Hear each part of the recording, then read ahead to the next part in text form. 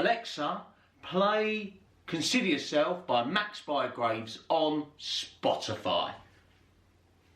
Consider Yourself by Max Bygraves from Spotify. Thank you. Hello. For those of you that don't know me, my name is Nick, and thank you very much for having me. Have you ever been to the Schvitz before? No? Or maybe you have. Well, wherever you are now is the Schvitz. And the Schvitz is a place to relax. So, get comfortable, adjust yourself, take off any bits of unnecessary clothing, and together we're all going to relax. So, breathe in and out. Lovely. And in and out. Very nice. And in and out.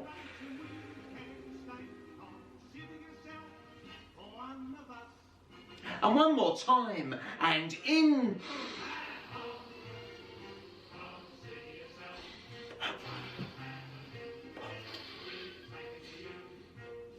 and out.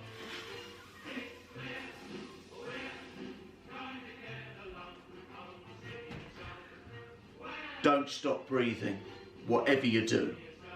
Alexa, off.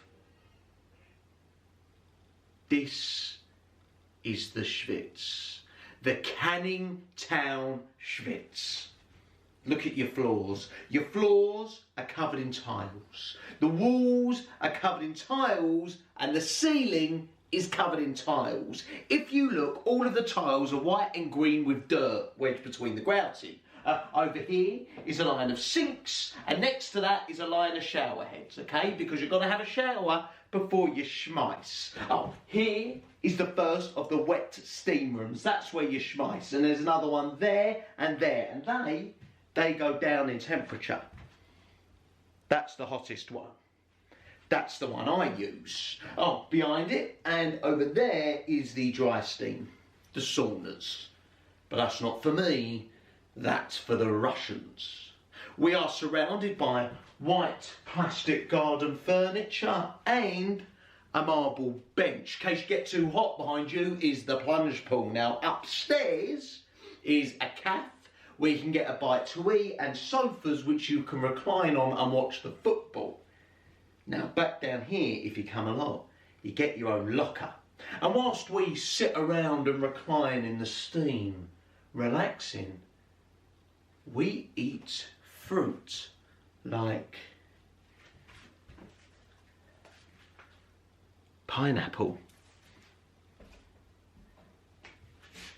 melon, bananas and oranges. You know, fruit. This is the Canning Town Schvitz, a place to get your mind cleansed and your bumhole clean.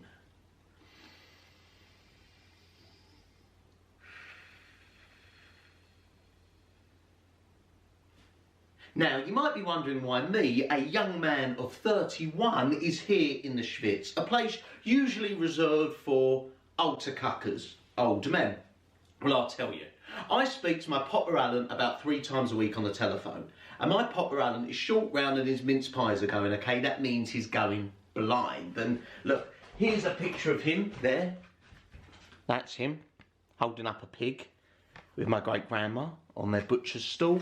And here's him with me a few years ago when I had a bit more hair. There he is. And he grew up in Dalston, in East London, when it used to be a very Jewish area. And when we're on the phone, that's what we talk about. And we speak about 3 times a week on telephone. I like to have it more, but I try to limit it. I've already said that. And when we're on the phone, we talk about Dalston and how it used to be a Jewish area. And we talk about the bagel shops and the salt beef gaffs and the businesses and the markets, and funny, he seems to never know where the synagogues were. But one place he holds with real reverence, one special place, is the Schvitz. But as he explains, most of them are now. Mile End Baths, that now. York Hall, that now. Ironmonger Road, that now. But there is one proper Schvitz left in East London, and that is here, the Canning Town Schvitz. And one day, I'm on the phone to him, and hello, I said, hello, and he says to me, I'm going to the Schvitz tomorrow. I said, you know what? He said, I am, and I thought, this is it.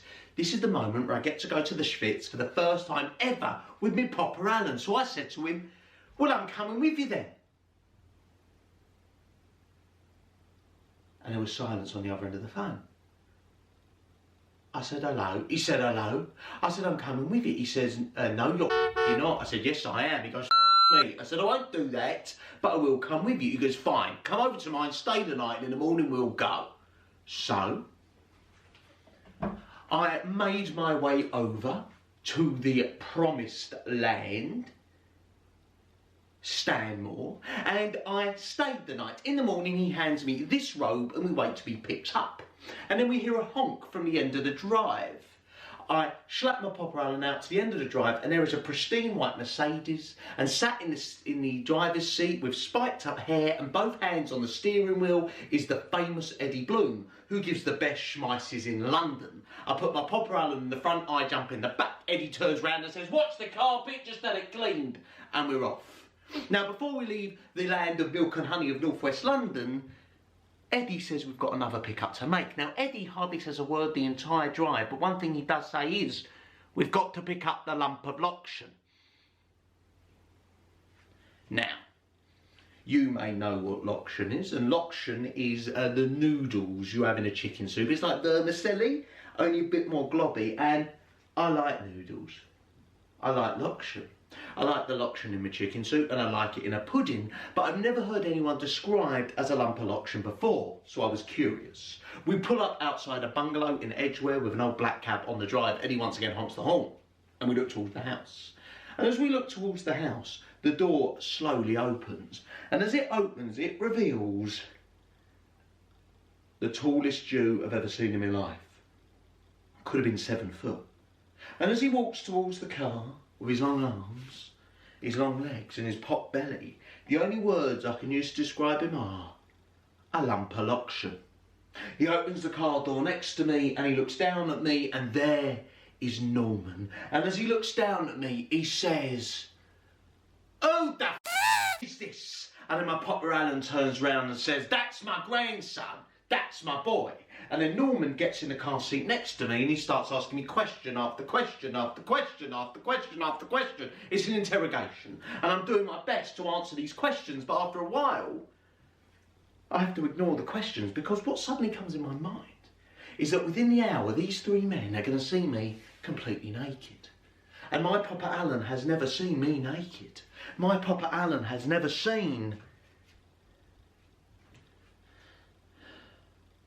my schmackle. But then I thought, you know what? It's going to be all right. Because what if his minces is not going to see a thing. Especially not my schmackle.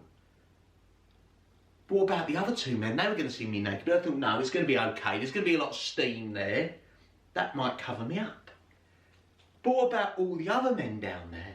They were all going to see me naked for a prolonged period of time. But then I thought, you know what? It's going to be okay. Because we've all been through the same thing. You know, when you're 8 days old, you invite your whole family over, you put out a big spread, and you watch the end of a baby's schmackle be cut off. So at least we've all got the same schmackles.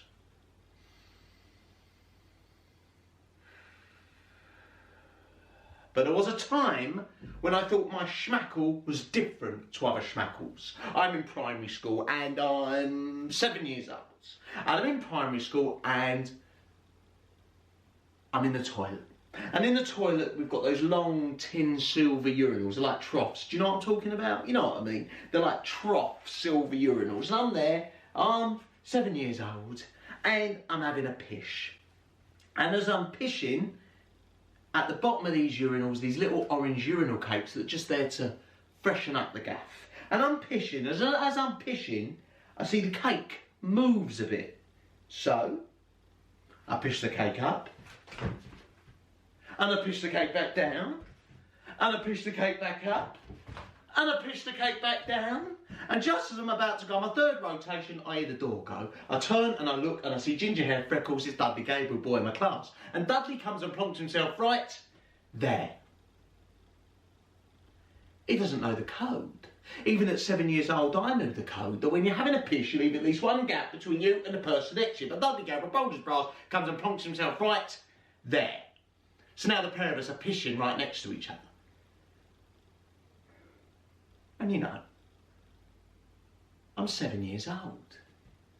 I'm curious.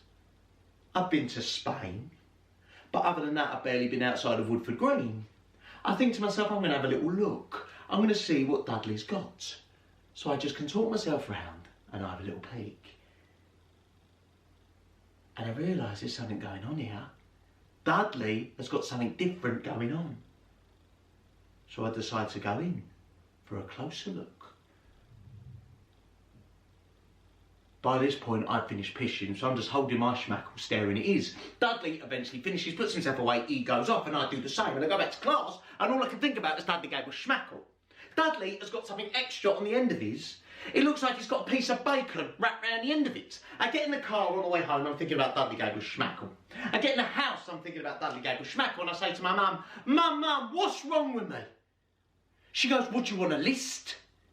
I said, no, with my schmackle. What makes my schmackle so different to all other schmackles? She goes, you'll thank me when you're older.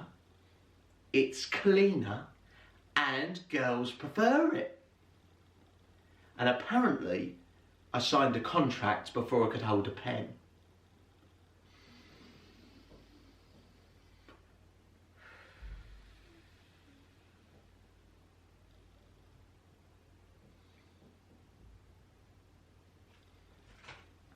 See you all next time.